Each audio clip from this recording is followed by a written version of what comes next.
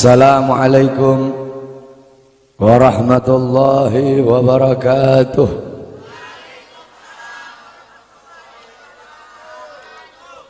Bismillahirrahmanirrahim. Alhamdulillahil qawiyyi sultanuh, al-wadihil burhanuh, al-mabsut fil wujud karamuhu wa ihsanuh.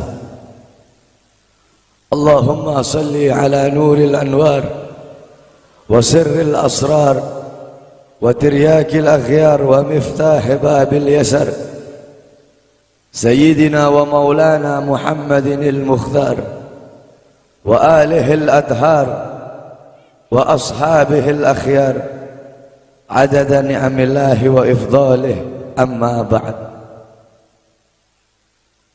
Yang saya cintai, yang saya muliakan para alim ulama, para habaib, para kiai, para asatid, para tokoh masyarakat, para aparat pemerintah, wabil khusus Al-Habib Abdullah ibn Muhsin Al-Muhdar, yang saya cintai, yang saya muliakan, guru kita bersama Kiai Haji Mahdi beserta para kiai, para asatid yang lain, yang saya cintai, yang saya muliakan, ketua panitia beserta seluruh panitia, ketua musalla Ar-Raudhah, imam musalla beserta seluruh hadirin dan hadirat, bapak-bapak, ibu-ibu, pemuda-pemudi umat Sayyidina Muhammad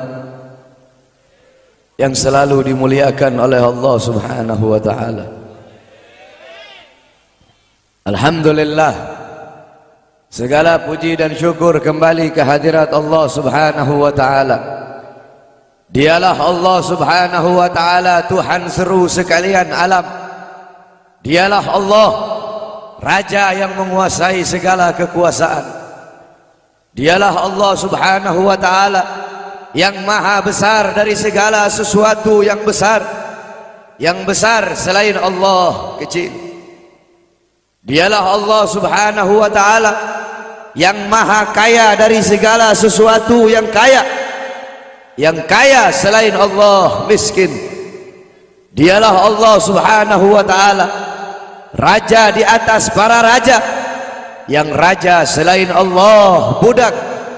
Dialah Allah Subhanahu wa ta'ala yang maha perkasa, yang maha kuat.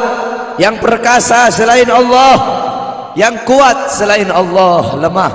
Dialah Allah Subhanahu wa ta'ala yang maha hidup. Yang hidup selain Allah pasti akan mati. Yang ada selain Allah pasti akan tiada.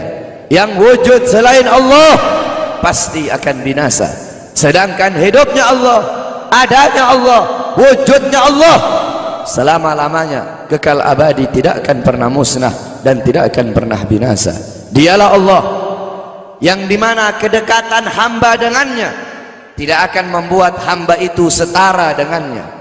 Jauhnya hamba darinya tidak akan membuat dinding penghalang antara hamba dengannya.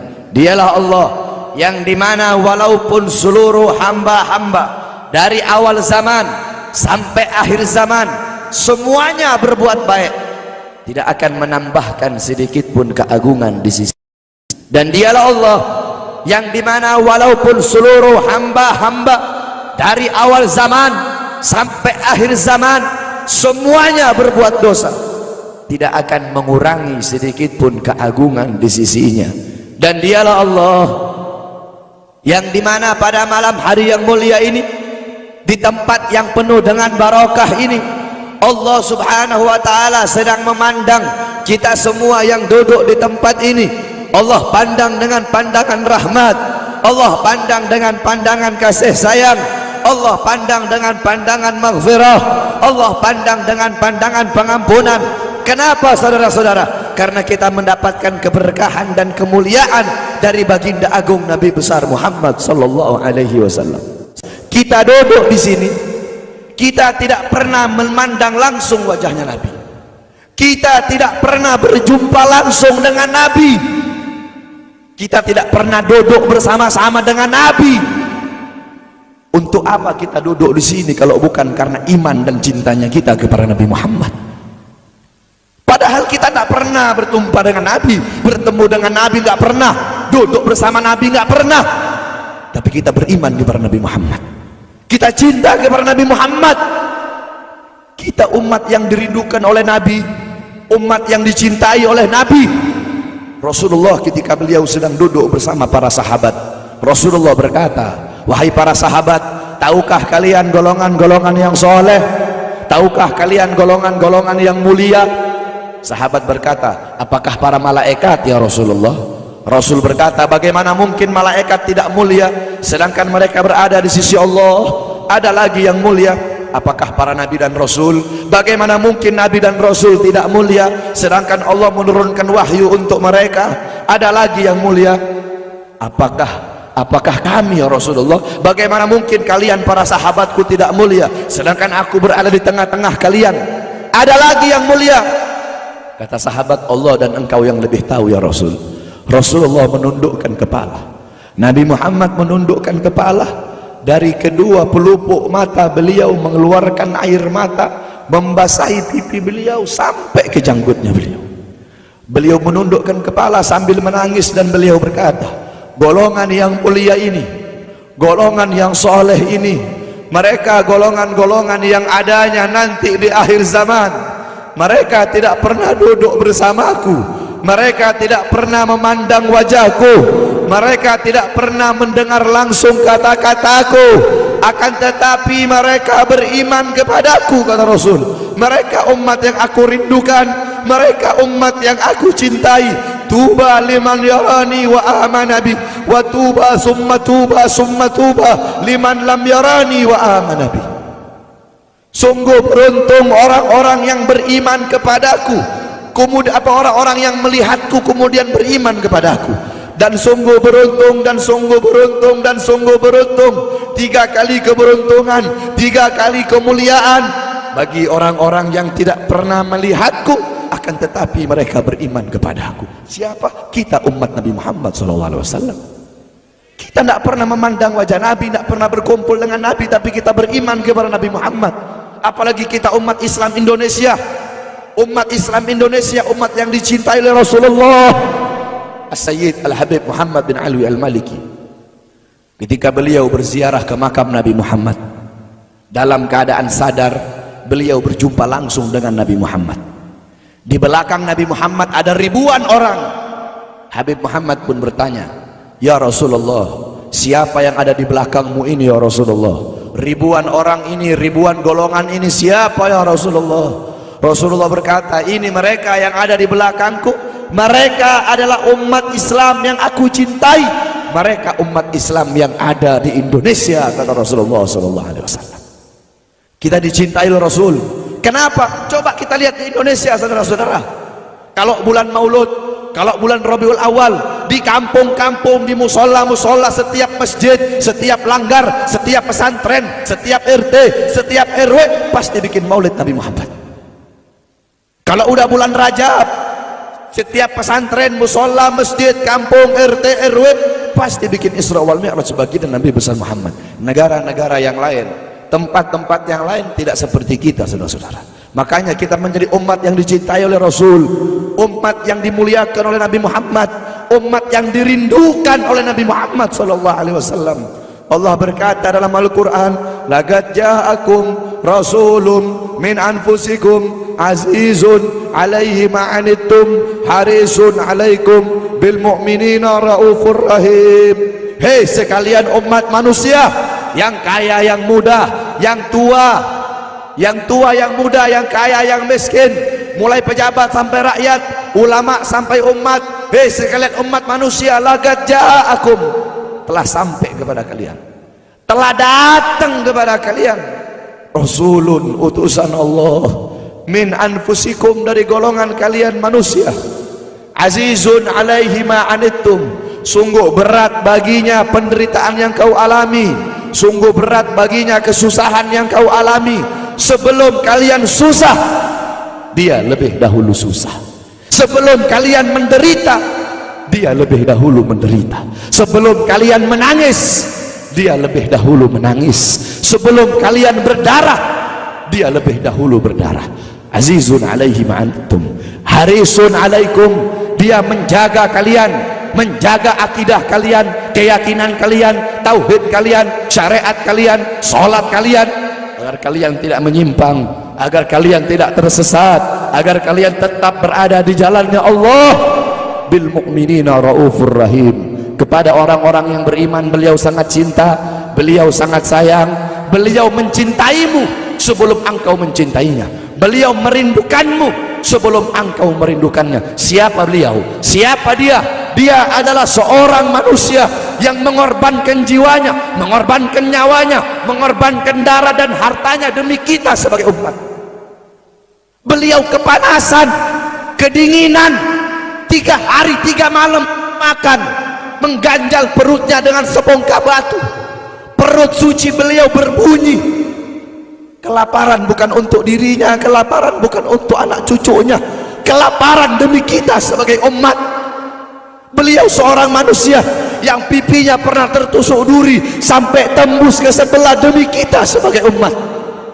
Beliau seorang manusia yang pernah wajah beliau dilempari kotoran demi kita sebagai umat. Lupakah kalian dengan air mata beliau yang menetes setiap malam demi kalian? Lupakah kalian darah suci beliau yang menetes ketika berada di kota Taif, dilempari batu demi kalian? Ketika beliau pergi ke kota Taif, dahi beliau dilempar batu, darah ke beliau keluar. Ketika darah itu jatuh, ditampung darah beliau, ditampung darahnya. Sahabat berkata, ya Rasul, kenapa kau tampung darahmu ya Rasul? Rasul berkata, andaikan darahku jatuh di atas tanah Taif, penduduk kota Taif akan ditenggelamkan oleh bumi, sedangkan mereka adalah umatku. Luar biasa kasih sayang Nabi kepada kalian. Tetapi kita sebagai umat tidak tahu diri, kita sebagai umat merusak sunnahnya, kita sebagai umat melanggar ajarannya, kita sebagai umat semakin hari semakin jauh darinya, meninggalkan pakaiannya, meninggalkan ajarannya, meninggalkan sunnahnya, meninggalkan kepribadiannya, meninggalkan akhlaknya, meninggalkan Al-Qur'annya. Rasulullah sallallahu alaihi wasallam yang dimana gal Sayyidina Ali karamallahu wajha, inna Rasulullah fi akhir nafsi harragat syafataihi marratain fa'algaitu sam'i fasami'tuhu yaqul ummati ummati faqubila Rasulullah sallallahu alaihi wasallam wa qala law kanat ad-dunya tadumu li wahidin la kana Rasulullah sallallahu alaihi wasallam fiha mukhallada. Dari Sayyidina Ali karamallahu wajha, ketika akhir-akhir detik-detik kematiannya Rasulullah, beliau mendengar, beliau melihat dari bibir Rasulullah bergerak dengan 2 kali gerakan. Beliau mendekatkan telinganya, mendekatkan pendengarannya, dan beliau mendengar Rasulullah berkata, ummati ummati, faqubidar Rasul, meninggal Rasulullah sallallahu alaihi wasallam.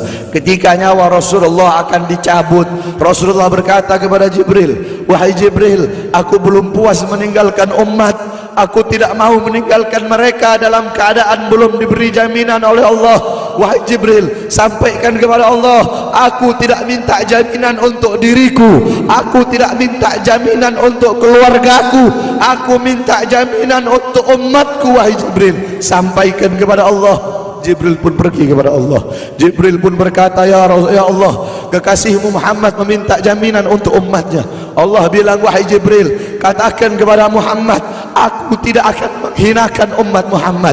Basyirhu fa innahu awwalu nasin kharijum minal ardi idza bu'isu. Kemudian beliau ditarik lagi nyawa beliau. Beliau berkata, ya Khalil Israel, wahai kekasihku Israel, apakah seperti ini rasa sakit ketika dicabut nyawa?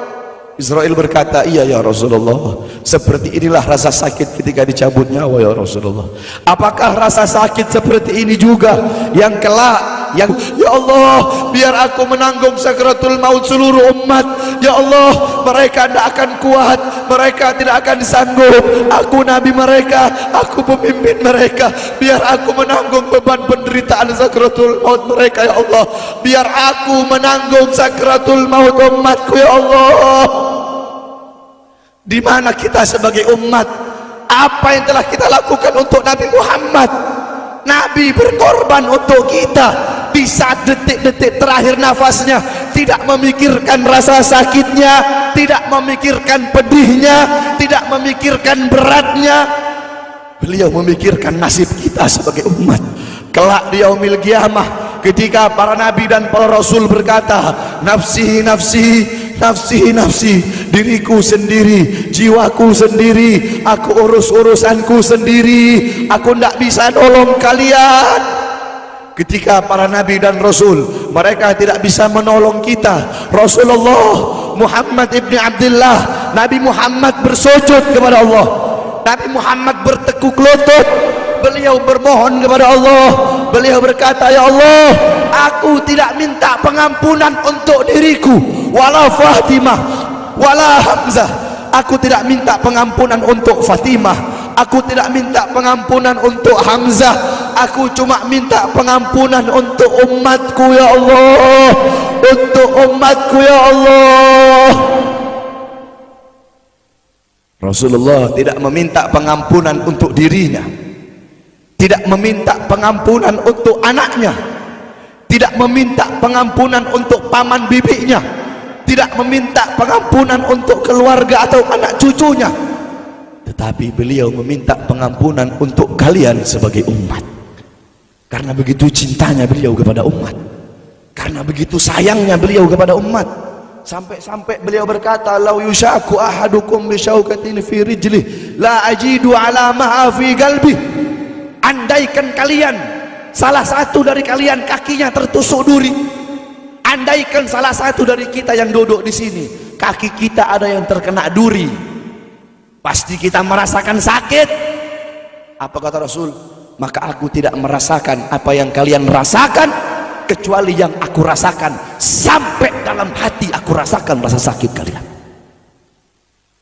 Lihat bagaimana cintanya Rasul kepada kita. Apa yang sudah kita lakukan untuk Nabi? Sudahkah kita mengorbankan kedua mata kita untuk memandang hal-hal yang disukai oleh Nabi? Sudahkah mengorbankan kedua tangan kita memberi makan golongan-golongan yang dicintai oleh Nabi? Mengorbankan lidah kita untuk mendakwahkan, mensuarakan ajaran syiar Nabi? Sudahkah mengorbankan kedua kaki kita melangkah ke tempat-tempat yang diridhoi oleh Nabi? Kita masih belum bisa balas jasa Nabi, dan tidak akan pernah bisa membalas jasa Nabi Muhammad. Jangankan kita duduk di sini berjam-jam, walaupun kita duduk di sini sampai pagi kita duduk, seumur hidup kita duduk di sini, masih belum bisa membalas jasa Nabi Muhammad. Sekalipun kita merangkak, engkau merangkak dari rumahmu menuju makam Nabi, merangkak bukan dengan kaki, merangkak bukan dengan mata, bukan dengan tangan. Walaupun kalian merangkak dengan kedua mata dari rumah kalian menuju makam Nabi, itu masih belum bisa membalas jasa-jasa Nabi Muhammad SAW. Kita tidak bisa membalas jasa-jasa Nabi Muhammad. Kecintaan kita tidak ada apa-apanya. Apakah kecintaan kita lebih besar daripada kecintaan seorang anak kecil yang ada di zamannya Syekh Abdurrahman Ad-Dibai? Di zaman Syekh Abdurrahman Ad-Dibai, pengarang Maulid Diba, ketika beliau ingin berziarah ke makamnya Rasul, ketika beliau ingin ziarah ke makamnya Nabi, ada satu orang anak kecil ingin ikut berziarah. Maka kata rombongan, hai anak kecil, engkau tidak boleh ikut. Ini perjalanan memakan waktu berhari-hari, bisa 4 hari, 5 hari, bahkan sampai 1 minggu. Kau tidak boleh ikut. Pergi anak kecil tersebut. Pergilah rombongan Syekh Abdurrahman Ad-Dibai untuk ziarah ke makamnya Nabi. Tanpa sepengetahuan rombongan, ternyata anak kecil tersebut bergelantungan di bawah kereta kuda Syekh Abdurrahman Ad-Dibai.